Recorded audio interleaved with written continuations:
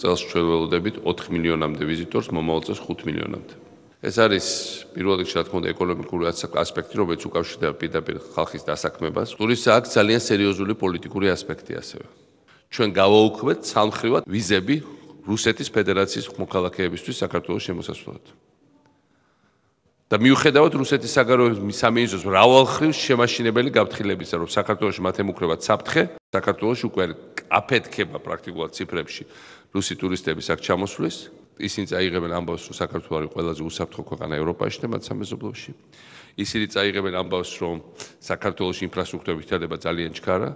ჩვენ ვაშენებთ უკვე აშენებულ აეროპორტებთან ორ ძალიან თანამედროვე საერთაშორისო აეროპორტს ფოჩი და ქუთაისში.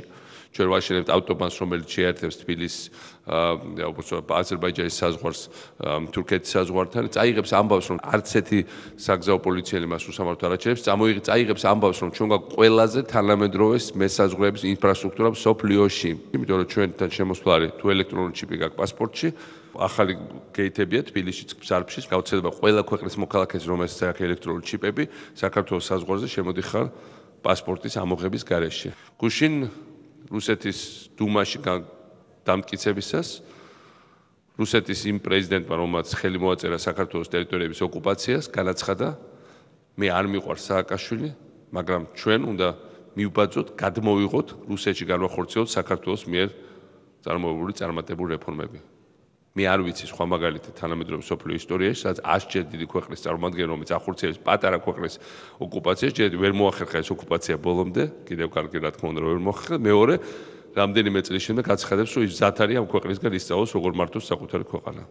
საქართველოში წარმოუდგენელი აღშენებულობა მიდის, ყველაზე წამყვანმა არქიტექტურულმა ჟურნალმა მსოფლიოში ერთ-ერთმა მიუწვრათ ნომერი საქართველოს, სადაც ლაპარაკია, რომ ახალი ბრენდი წარმოიშვა მსოფლიოში აღშენებობის თვალსაზრისით და არქიტექტურის თვალსაზრისით არის საქართველო, მაგრამ საქართველოში ასევე მიდის ძალიან დიდი რესტავრაცია ძველი ისტორიული ძეგლების.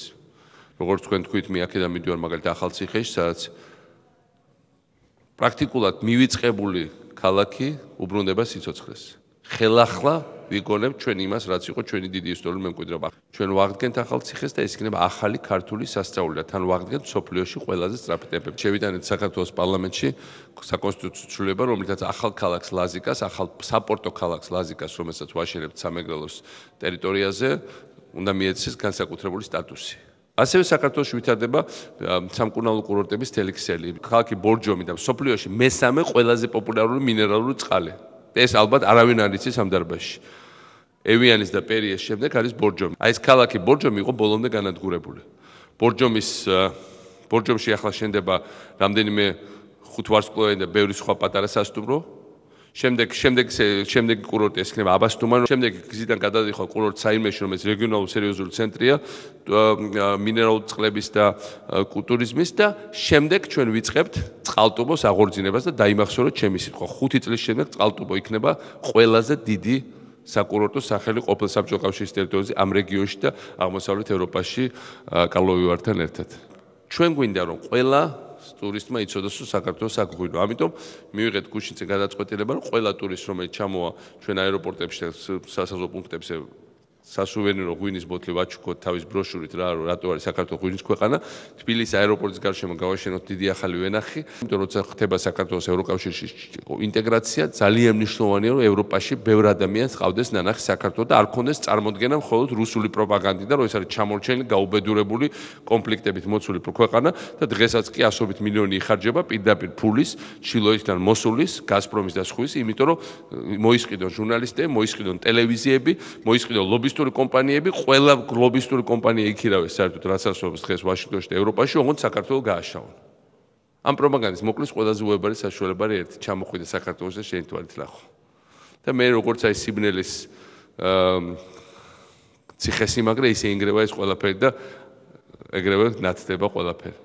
ამას ასევე აკეთებს ტურიზმი. ამიტომ როგორც ხედავთ ჩვენთვის ტურიზმი ბევრად მეტია ვიდრე უბრალოდ შემოსავლის წყარო.